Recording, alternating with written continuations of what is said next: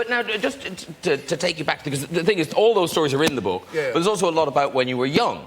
And it is, you know, if you're sitting at home and you've just put the children to bed and you're looking at your little angel, just bear in mind that this man here, this was him at once upon a time. This is what he looked like. That was me. That was you. Who knew? Who knew I was going to be the Prince of Darkness at that time? It even looks like he's praying there. I know. He's a little angel. I was pounding super glue. I couldn't get my hands open. And before you found music, I mean, you did struggle. You did lots of different jobs, didn't you? I was my first job was a plumber, but I didn't like that because the only time you get work is in the winter when the pipes are burst. So that didn't like it. And then my mother got me a job in a factory, tuning car horns. It's true to say that was my first musical job. What, tuning car horns? Yeah, sitting in a soundproof room, and they would come along and the sound come back. My mother would be going, no, keep on working. And then I would tune, and they had to do 900 car horns a day. It's like being in a sound asylum. Well, you need one of them at the end of the day. And then you worked in an abattoir as well, didn't you? Oh, yeah. Dying trade, though. I worked there I quite enjoyed that because when you get there early in the morning, by the time they've finished all the killing, you could go home. So you had... And, you know, I think everybody... Sharon's making a face. He's bitten the heads off things. It just sounds so extraordinary to say, oh, I quite like that. But by the time they've finished all the killing, you can go home then. Somebody's got to do it. It doesn't come out dinosaur-shaped cows. Burgers aren't coming. I love the fact you've given away that you eat dinosaur-shaped food now. He's a dad. He's a dad. No, but then you turned to crime. You became a burglar. Yeah, that was even worse. Yeah, you worked. I wore gloves with the thumb out. That was how good I was. James Bond 003 and a half. I found me in the garden with a 24-inch television crushing my chair. I fell off the wall with it. Not the only person to have trodden the boards. Obviously, we have one of the great actors of his generation, Mr. Peter Crouch. You famously gave us your Robin Hood. Oh yeah. I was 9 years old, to be honest. I was 10 years old, and I played the lead part in Robin Hood. You played Robin Hood? Who played Little John? Well, being a footballer, we don't immerse ourselves in theatre too often. So I missed out. I missed the boat there. But I did play Robin Hood once, and that was it. Did you enjoy it? Did you think this is... Or I don't want this, I want the glamour of football and Stoke and Burnley. I loved it. In all honesty, I just didn't mind about, really. And they thought I would be good for the lead role. So, yeah, I took it on and I made it my own, I thought. Have you ever been asked to be in a pantomime? No, I haven't, no. I've been quite busy with football over the years. But, You dabble in football, don't you? Yeah, you dabble, yeah.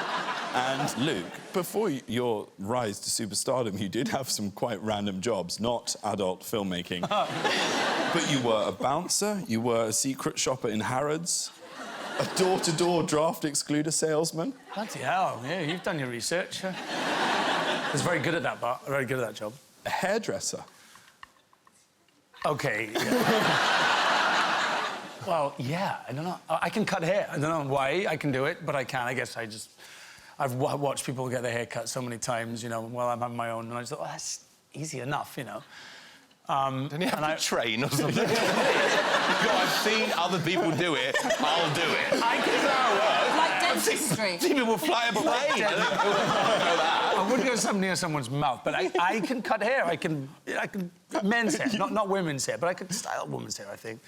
But I remember once a friend of mine used to run a small boutique hotel in London, and one day he called me up. I wasn't working, I was unemployed many years ago, maybe 16 years ago. And he said, do you know a hairstylist that can come to the hotel this evening because we have a guest that wants to go out? She's arriving, she has a ball gown, she's going out with her husband, she needs someone to style her hair.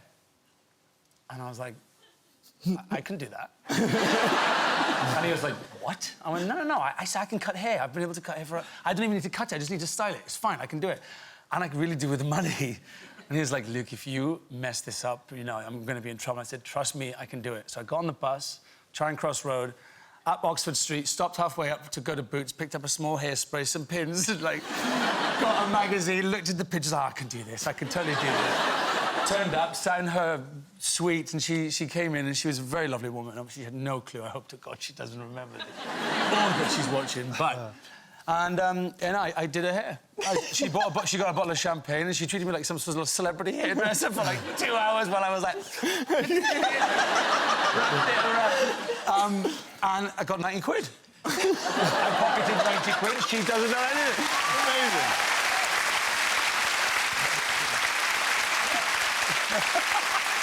Amazing. You two, you've worked together.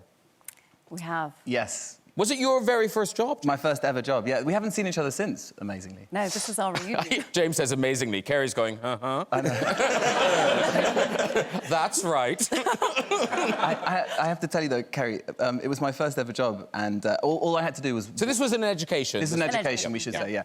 And I was still at drama school at the time, and my job was to wave at you from across the street. All I had to do was wave. You had a big dialogue scene. And because I was at drama school, I was very committed. Everything was, you know, lots of animal work and everything else. To the point where I was practicing my wave for about half an hour before. And then before the take, you were chatting to me very sweetly, being very welcoming. And all I was thinking was, I can't believe she's being so unprofessional, just chatting away. All I wanted to do was focus on my wave, and you were just putting me off and ruining myself. I'm sorry. So No. I mean, I'm sorry for being horrible. And then they cut the fucking wave. Oh, no! They wasn't even in the film. Had you over-rehearsed your wave? Now, I'm going to pretend to be an interviewer for a brief moment to take you back to your beginnings. Yes. Because you had a little bit of teaching, basically all performing. Cindy had a lot of other jobs. Yeah. Because you were ear piercer, you were a life model. It's not good to do ear piercing if you're squeamish. It's not a good... Did you faint when you were doing it? No, but this, you know, the staple gun, I forgot about the staple gun. I thought it was just going to be, I picked a purchase out with her. I did the dots on her ears where they were going to go.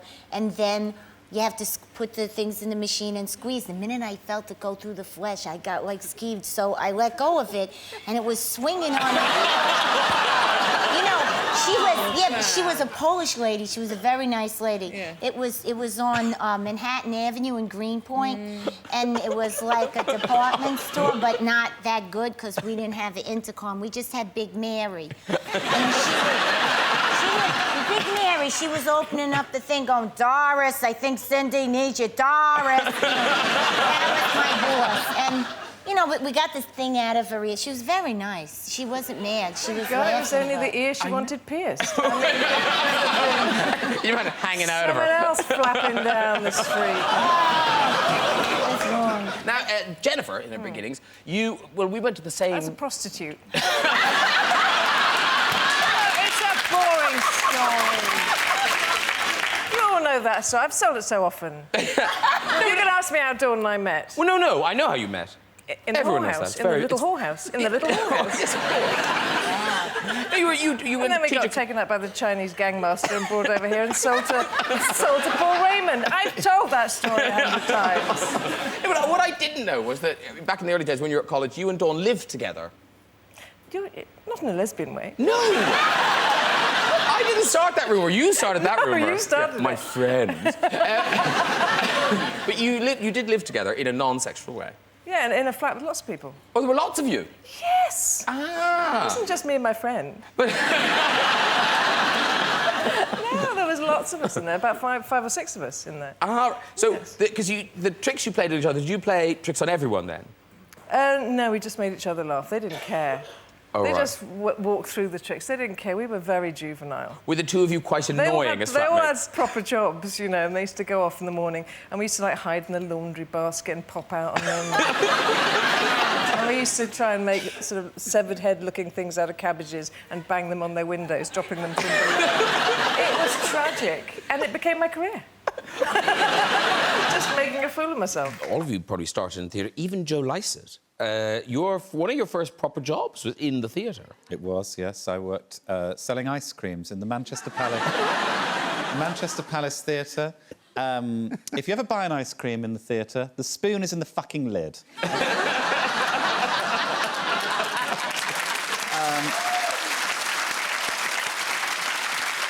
The amount they'd come back to you like... In the lid. I said it's in the lid. I properly loved that job, and we're all really... The theatre's like that. The Manchester Palace is a beautiful theatre, and the people that I worked with there were all such good friends still. We've got WhatsApp groups, we meet up, and the thing that that I particularly loved about that time there was...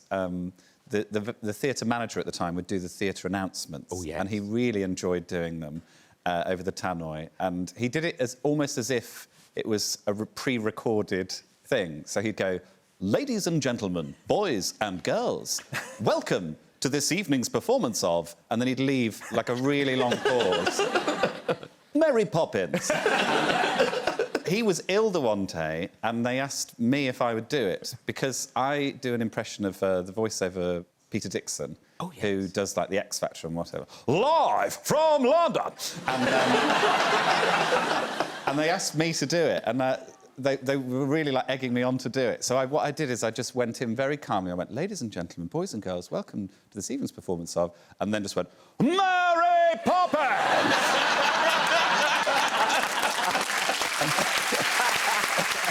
But the thing is, you just went from school to Emmerdale. Yeah. Like, you didn't go to drama school in between. No. No, straight in. Yeah, I didn't know what I was doing. Because it is one of those weird jobs where people kind of think, oh, Yeah. well, you learn it and then say it. Yeah. And that's the end of it. But there's a lot of technical stuff. Yeah, there's like find your light. Yeah. Be like...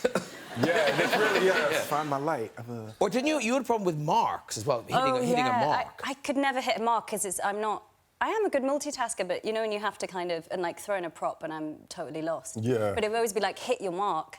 And I did a couple of days on Captain America, and it was like the first film that I'd ever done, and it was all like really big. And obviously the setups are massive. And all I remember is I'd obviously not hit my mark, and I just remember feeling someone like slap the bottom of my leg. Move over. Count to your mark. Get over. You in my mark, girl. That's my mark. Move. And what was the thing on Doctor Who when it was another actor? It was his first. I think it was his first job. Oh yeah. So it was his first job out of drama school, and you know what a sausage is, right? A sausage? Yeah, like a. You notice she didn't ask me. Yeah. But jealous.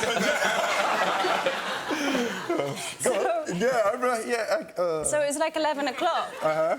Do you call it something different in We America? probably call it something... I mean, unless it's like meat, then okay. we probably call it something There's different. obviously a big confusion somewhere. Yeah. But, so we call marks that are raised here a sausage. Yep, we don't say that in the No. States. So it's called a sausage mark. Yeah, just don't do A that. sausage mark. Now, we call them raised marks. Really?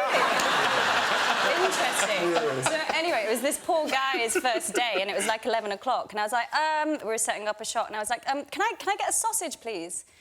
And I paid no attention, and then someone came and brought a mark, and this guy was like, "Oh, I'm so relieved." He was like, "I literally thought it was like 11 o'clock in time for like Jenna's morning sausage snack." Like being a diva. Sausage! Sausage!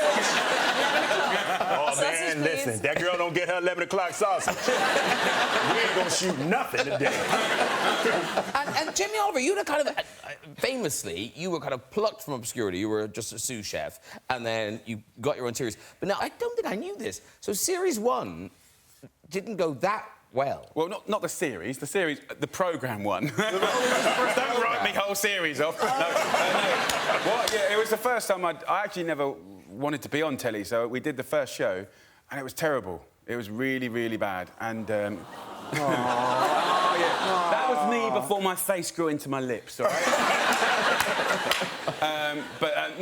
Basically, it was really bad, and I think... and it's an interesting lesson to be learnt about mistakes or failure or however you want to look at it, because then we went back, we had to rebudget the programmes, and actually that's when I started to look off camera, talk to the director, have a conversation, be myself, cut the music to the music in my record collection and be at home, and that was all, and then be a bit more documentary about it. So really, if it hadn't been for that massive terrible programme that you have never and will never see. But it must exist somewhere. Has it not been on YouTube? There's or probably something? some in the archives, but I just got a feeling that it was shot on tape, which is terrible and it's aged badly. And also, there's been a fire at the production company that owned it, so I don't know. That you started. If I'm lucky. But, you know, I'm the same as, like, with the words and the sort of lingo that goes with filming. They used to shout, "Speed!" And I used to go, what is this drug problem, mate? Check the gate. We haven't got a gate. Now, here's the thing. Fresh Prince, that was your very first acting job. You'd never acted before. Never acted. So presumably you're doing that thing of just learning on set. Yes, absolutely. Yeah, that was... I had, you know, I was very, very focused on being successful. So I learned the entire script and I learned everybody else's line and I knew everything about it. And if you watch like the first 4 or 5 episodes, you can see I'm mouthing the other people's lines. No way. Yeah, so I'd be like, and like you said, no way, I'd be like, and I was like, oh my God. But it's like nobody noticed because psychologically you're looking at the person who's talking, but it's terrible. Like I can't bear to watch. It makes me want to go back and watch them now. Yeah. But going even further back, before the acting, before Fresh Prince, there was music. There was music, yes. And I was going through my record collection only the other day. Oh no, tragedy. And oh no. This is wow. Unbelievably, this is 30 years old. That is 30 years old. This is 30 years old. Wow. DJ Jazzy Jazz and Fresh Prince. How old is Will Smith here? Yeah, I was 18 in that picture. Wow. And like, look at my face. Like, what am I trying to accomplish? Like, I'm looking like... I tell you what, you want your 11 o'clock sausage, that's what you need. Because didn't you had a hit record while you were still in high school? In high school, yeah. The single from this album is called "Girls Ain't Nothing But Trouble." Yeah. And it's not true. It's not true. But it was the single that came out, and the last month I was in high school, so I was a senior and had a record out for probably about 30 days. That is too much power for one man to have. Not all hotel experiences are as good. Now, we do have some first-hand knowledge of this because, Sharon Horgan, where were you a chambermaid? I was a chambermaid in, I think it was the Imperial Hotel or something that sounds like that. It was years ago. It was my first job after leaving school. And so I spent a summer making beds and scrubbing human excrement out of toilet bowls. That's it, well, at least it was out of toilet bowls. Because it's... We all held our breath there. But it's weird because I don't think there was a single toilet bowl that wasn't kind of decorated. And I figure out it's because when people go on holiday, they're just like, I deserve to not clean my own crap out of my toilet bowl. I'm just going to let someone else do it. Is that what holiday says to you? Yeah, I could use a holiday. But you know... I'm on holiday. And you know what that means. I may not use the bowl. I mean, I'll get near it. I'm not an animal. You know the way you sometimes don't bother picking your knickers off the ground if you're in a hotel because you think someone's going to come along and pick up my knickers and... And this from the woman who did the picking up. But, you know, it was exciting. I always thought that, you know, I might meet someone, you know, in a sort of chambermaidy, maybe an attractive man. Oh. Like, you know, I'm sure... You saw that movie with J-Lo, didn't you? Yeah. And what's extraordinary is that, apart from the odd school play, your first ever job was Pride and Prejudice with Judi Dench and Brendan Bethany and people. Yeah. Oh, there I am. Oh, yeah. Yeah. Better now. I feel success has changed you. For the best, I feel. Yes. Yeah, it was my first job. I giggled a lot. I didn't do an awful lot. But... And now you've got, I mean, so many people wanted this role, but you are playing Daisy Buchanan in The Great Gatsby opposite Leonardo DiCaprio. Yes. Is it a bit the Johnny Depp thing? Because you were a Leo fan, or are a Leo fan, I presume. Yeah, I mean, I grew up watching everything he'd ever done. It's difficult. I have to hide my inner fan when I'm around him. I mean, it's terrible. He claims to not be able to dance when we're doing a dancing scene, and I have to hide the fact that I know that he can dance, because I've seen him dance in Titanic. And I want to make him tap dance, but I don't. I kind of suppress it. I'm like, oh, yeah, you're a crap dancer. And I sort of sit there, but he's amazing. It'd be great if they wrote that into the dialogue. That'd be a really funny scene in the film if you were to say to the Great Gatsby, yeah, but I saw you dance in Titanic. I'm so excited, Jude Law, and I worry I may have come up to you drunk at a party and already said this. I'm not sure. But I loved Families. Families was just so good. You see? There's no... Yes, well done, that person. Oh, God. No, Families was a soap opera. It was just genius. Did you not enjoy it? Oh, God! Oh, there you are! Oh... I'm the one on the right. But no, but earlier you were in the National Youth Theatre, weren't you? National Youth Music Theatre, yeah, when I was about, 13. I used to do that alongside school. And people still speak of your performance in Bodywork. Were you 12 in that? Yes. Yeah. Yes. Really? Who? What people? Me. I played Adrenaline. He played Adrenaline, everyone. And How do you know this stuff? I just know these things. But no, apparently you were marvellous as Adrenaline. Thanks. Yeah. Did you see it? No. Well, how do you know? I'm a chat show host. I say this stuff.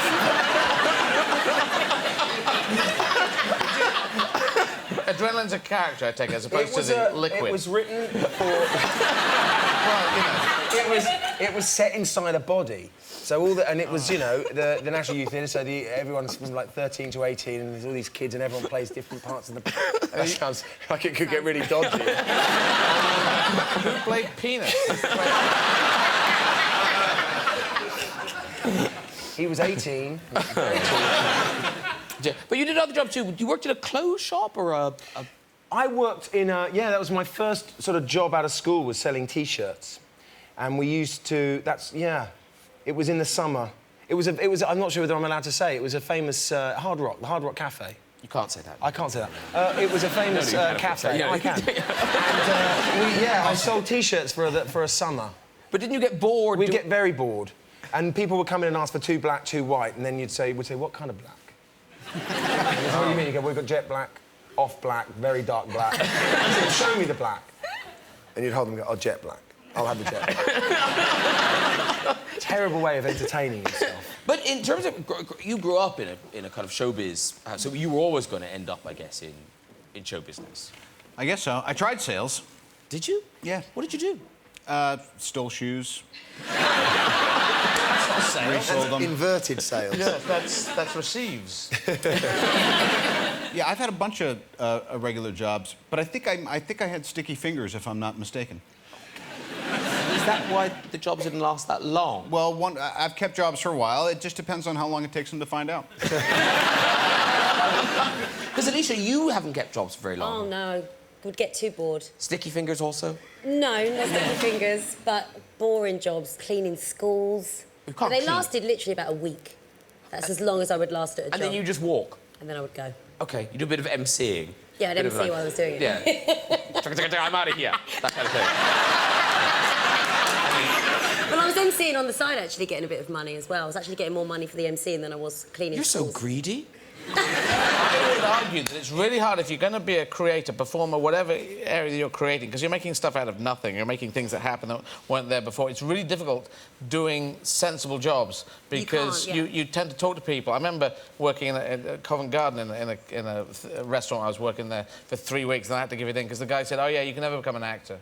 Yeah, it never happens." And I thought, I can't stand here talking to you because your believability is so closed. And, you know, I wanted us to go do stuff. And I grew up in a Britain, I felt in the 70s where you couldn't go do anything. And I wanted to go do everything, you know, and doing gigs in French, which I did this year, Hollywood Bowl, which I did this year, you know, so... It was the same at school, though, wasn't it? I remember telling people at school I wanted to act, and they just laughed. They laughed. Yeah. I told a guy at university who was running the studio theatre I was going down to London to get an agent. He laughed in my face. I thought, that's not positive. But you can because when you're young and you're at school and you say you want to sing or act, it does sound like a ludicrous job. But you know, and an unreachable job. Your dad was director and producer, was he? Yeah, film director and writer. So was it an easier believability thing going into it? He didn't encourage me at all, you know. But did you feel that if you wanted to go and do acting, that wasn't going to be such a bizarre idea. Yeah, I didn't really think about it. I told all my friends that I was going to be hugely successful and that they should just really keep an eye out for me because I was going places. And that if they needed me, I'd be bussing tables at the restaurant down the street. And wasn't Sting one of your customers? He was. Here's what happened. I'm bussing tables. It was Sunday, so I was incredibly hungover. And I look up, and I guess like between, he was going to see some theater or something, he'd had a meal, and I just realized he was there, and I got really excited, and I went over, I served him some tea, and then he was done with it, and I said, may I take that for you? And he said, no, it's fine, you can just leave it right here, I'm not quite done yet. But I know what he meant. He looked at me and said, I realized that you and I will be close friends one day. That's the way I just used to think. I was like, all right, then I'll just leave it there.